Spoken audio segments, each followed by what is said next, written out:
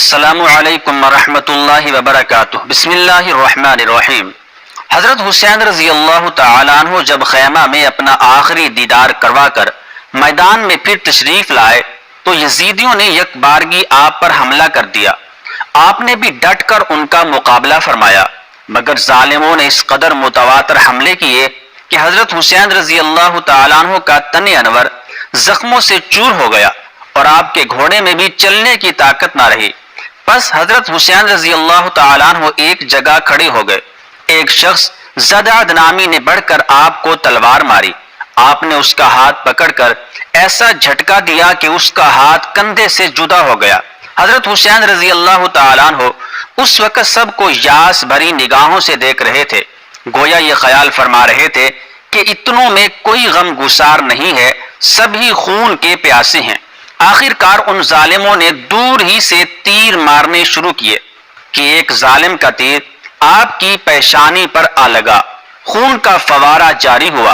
آپ رضی اللہ تعالیٰ عنہ نے وہ خون چلو میں لے کر منہ پر ملا اور فرمایا، کل قیامت کے دن اس حیض سے اپنے نانا جان محمد صلی اللہ علیہ وآلہ وسلم کے پاس جاؤں گا اور اپنے مارنے والوں کی شکایت کروں گا۔ اس وقت حضرت حسین رضی اللہ تعالیٰ عنہ کے تن انور پر 72 زخم نیزے اور تلوار کے آ چکے تھے، جن کے باعث آپ رضی اللہ تعالیٰ عنہ بہت نڈھال ہو گئے تھے اور قبلہ رو ہو کر اپنے اللہ کو یاد کر رہے تھے اور عرض کر رہے تھے کہ اتنے میں ایک ظالم کا تیر آپ رضی اللہ تعالیٰ عنہ کے حلق میں آ کر لگا اور زرع ابن شریک نے آپ کے دستے مبارک پر اور شمر نے آپ کے فرق انور پر تلوار ماری اور سنان بن انس نے پشت مبارک پر نیزہ مارا۔ اس وقت دوپہر ڈھل چکی تھی اور نماز ظہر کا وقت تھا۔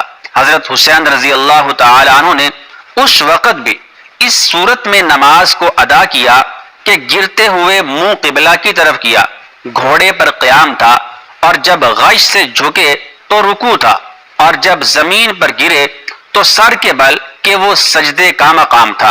اتنے میں شمر آیا اور آپ رضی اللہ تعالی عنہ کے سینہ مبارک پر بیٹھ گیا۔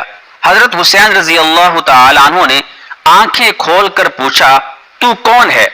اس نے بتایا کہ میں شمر ہوں۔ فرمایا، ذرا سینہ کھول کر دکھا۔ اس نے سینہ کھولا تو سفید داغ نظر آیا۔ آپ رضی اللہ تعالی عنہ نے فرمایا، صدقہ جدی رسول اللہ صلی اللہ علیہ وسلم، سچ فرمایا نانا جان محمد صلی اللہ علیہ وآلہ وسلم نے رات کو خواب میں فرمایا کہ تیرے قاتل کا نشان یہ ہے، وہی نشان تجھ میں موجود ہے۔ پھر فرمایا، اے شمر، تو جانتا ہے آج دن کون سا ہے؟ اس نے کہا، جمعے کا۔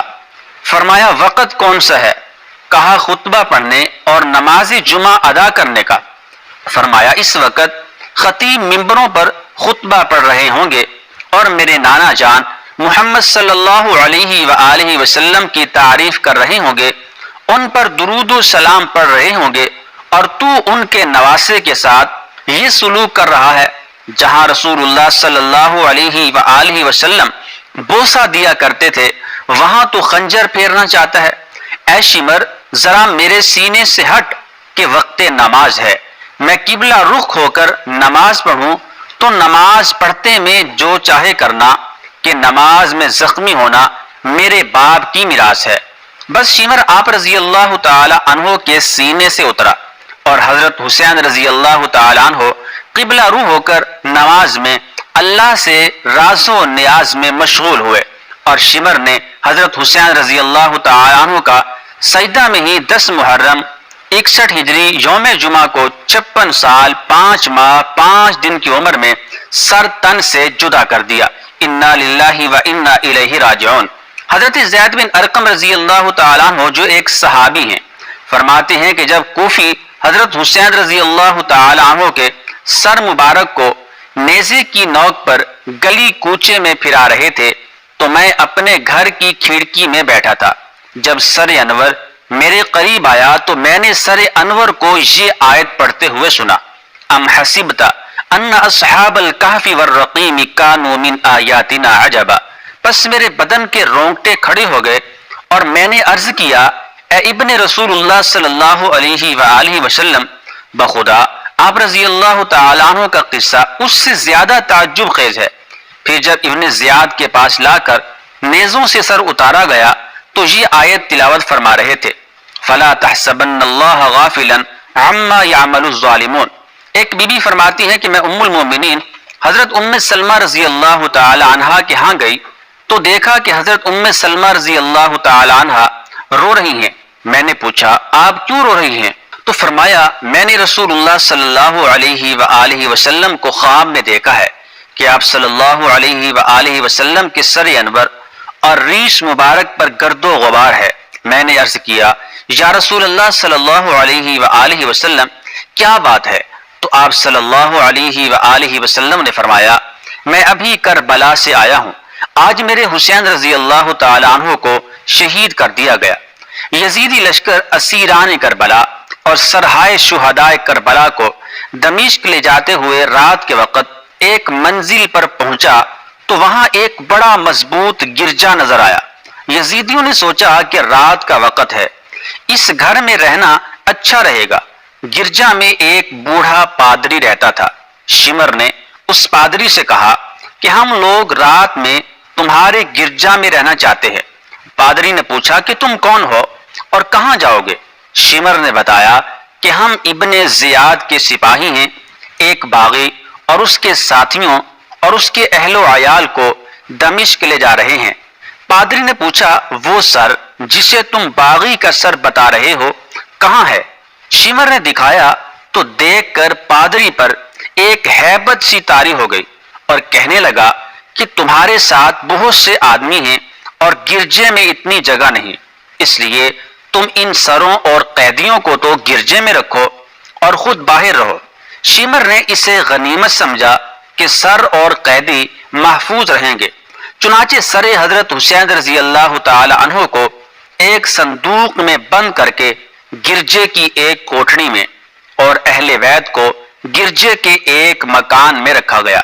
آدھی رات کے وقت پادری کوٹھڑی کا قفل توڑ کر کوٹھڑی کا تالا توڑ کر اندر آیا، صندوق کا تالا توڑا اور سر انور کو نکال کر مشک و گلاب سے دھو کر مسلح پر رکھا اور سامنے دست بستہ کھڑے ہو کر عرض کی اے سردار، مجھے معلوم ہو گیا کہ آپ ان کی اولاد میں سے ہیں جن کا وصف تورات اور انجیل میں نے پڑھا ہے، لیجئے گواہ رہیے میں مسلمان ہوتا ہوں۔ چنانچہ وہیں کلمہ پڑھ کر مسلمان ہو گیا۔ سرہائے شہداء اور اسیران کربلا جب دمشق میں داخل ہوئے تو یزید نے دربار آراستہ کیا اور تمام رؤسائے شہر اور سرداران مملکت کو وہاں جمع کیا اور پھر سب اہل بیت عزام کو دربار میں بلایا۔ جب سب لائے گئے تو قیدیوں کو ایک طرف ٹھہرایا اور سروں کو اپنے سامنے منگوا کر رکھوا دیا۔ پھر ہر ایک قیدی کو دیکھا اور حال پوچھنا شروع کیا اور حالات سن کر یزید دیر تک خاموش ہو کر سر نیچے کیے رہا۔ پھر حکم دیا کہ سر حضرت حسین رضی اللہ تعالیٰ عنہ طشت میں رکھ کر ہمارے سامنے لاؤ۔ جب طشت میں حضرت حسین رضی اللہ تعالیٰ عنہ کا سر مبارک رکھ کر لایا گیا تو اپنے ہاتھ کی لکڑی سے حضرت حسین رضی اللہ تعالیٰ عنہ کے لب و دندان چھو کر بولا یا یہ حسین رضی اللہ تعالیٰ عنہ کے لب و دندان ہیں؟ یہ دیکھ کر ایک صحابی رسول صلی اللہ علیہ وسلم حضرت ابن جندب رضی اللہ تعالیٰ عنہ جو اس وقت وہاں تشریف فرما تھے، انہوں نے فرمایا قطع اللہ یدک یا یزید، اللہ تعالیٰ تیرے ہاتھوں کو کاٹ ڈالے اے یزید، تو اس جگہ کو لکڑی کے ساتھ چھو رہا ہے جس جگہ میں نے بارہا حضرت صلی اللہ تعالی علیہ وآلہ وسلم کو بوسہ دیتے ہوئے دیکھا ہے۔ یزید نے یہ سن کر انہیں مجلس سے نکال دیا۔ بعض مؤرخین نے یہ لکھا ہے کہ یہ خبیث حرکت، یہ مذموم اور بری حرکت ابن زیاد نے کی تھی۔ یزید اس وقت موجود نہ تھا، واللہ عالم، حقیقت حال اللہ جانتا ہے۔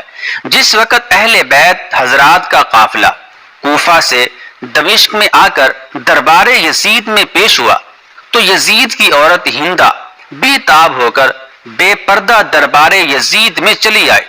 یزید نے دوڑ کر اس کے سر پر کپڑا ڈال دیا اور کہا اے ہندا، تو فرزند رسول اللہ صلی اللہ علیہ وآلہ وسلم پر نوحہ داری کر۔ ابن زیاد نے ان کے معاملے میں جلدی کی، حالانکہ میں ان کے قتل پر راضی نہ تھا۔ اسیران کربلا جب دربار یزید میں پیش کیے گئے تو حضرت زین العابدین رحمۃ اللہ علیہ کو دیکھ کر یزید نے پوچھا کہ یہ کون ہے؟ بتایا گیا کہ یہ حضرت علی بن حسین رضی اللہ تعالی عنہ ہے۔ یزید بولا، میں نے تو سنا تھا کہ وہ شہید کر دیے گئے۔ بتایا گیا کہ حضرت حسین رضی اللہ تعالیٰ عنہ کے 3 لڑکے تھے، حضرت علی اکبر، حضرت علی اصغر شہید کر دیے گئے۔ یہ علی اوسط ہے کہ بوجہ بیماری کے بچے رہے اور گرفتار کر کے لائے گئے۔ یزید نے حضرت زین العابدین رحمۃ اللہ تعالی علیہ کو بلا کر اپنے لڑکے کے پاس بٹھایا اور کہا، اے علی رحمۃ اللہ علیہ، میرا لڑکا تیرے برابر ہے، کیا اس سے مقابلہ کر سکتے ہو؟ آپ رحمۃ اللہ تعالی علیہ نے فرمایا، ایک ایک تلوار دونوں کو دے اور مقابلہ کرا کے دیکھ لے۔ اتنے میں نقارہ یزید بجا۔ یزید کے بیٹے نے بڑے فخر سے کہا، یہ نوبت میرے باپ کے نام کی بج رہی ہے یا تیرے باپ کے نام کی؟ حضرت زین العابدین رحمۃ اللہ علیہ نے جواب میں تعامل فرمایا کہ اتنے میں مؤذن نے اذان کہی۔ پس حضرت زین العابدین رحمۃ اللہ تعالی علیہ نے یزید کے بیٹے سے فرمایا، دیکھ وہ میرے باپ دادا کے نام کی نوبت بجی جو قیامت تک یوں ہی بجتی رہے گی، اور تیرے باپ کے نام کی نوبت چند روز بج کر بند ہو جائے گی۔ یزید کا بیٹا اس جواب سے لاجواب ہو گیا اور حاضرین فصاحت شہزادہ سے بڑے متعجب ہوئے۔ دعا ہے کہ اللہ تبارک و تعالی ہمیں حضرت حسین رضی اللہ تعالی عنہ کے نقش قدم پر چلنے کی توفیق عطا فرمائے۔ آمین ثم آمین۔